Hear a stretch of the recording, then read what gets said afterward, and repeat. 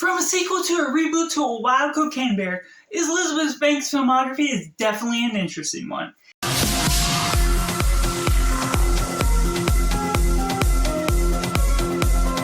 everyone, welcome to Cinema, where we focus on a film, and today I'm going to be ranking all three Elizabeth Banks films from my least favorite to my favorite, and I'd love to know your thoughts down in comments below. What do you think of her as a director and her films in general? So overall, coming in last place, we have Cocaine Bear, which unfortunately does not land well as her latest film. For my personal taste, it does have a certain intent of what it's going for, and I feel she's captured that intent of just creating a wild shenanigans ride along the way, being gory and creating this inspired by true events story and making it go off the rails with the Cocaine Bear attacking these campers. But unfortunately, it does not work for me. The characters feel very one-sided. You can predict everything in just the way that I was going through it. I hardly laughed at all, and it just felt a little bit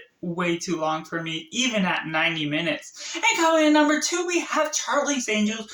One, I was not familiar with the older franchise, and while I rewatched this reboot, I did enjoy some bits of it.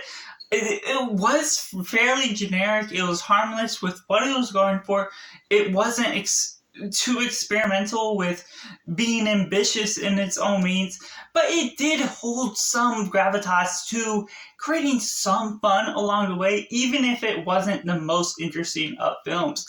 But that leaves at number 1, her debut, Pitch Perfect 2. One I was rather surprised by. I wasn't a huge fan of the Pitch Perfect 1 movie, and I still have yet to see Pitch Perfect 3, but being the sequel, it does hold some nice experimental ideas with going to a rural nation with the a cappella group, and while some of its ideas feel a little bit outlandish, it never takes itself too seriously to where it wants to be super taken seriously. And so it goes about this way of creating this group of girls and having great chemistry, all having their own quirks, having this sort of quirky, villainous type of a cappella group as well.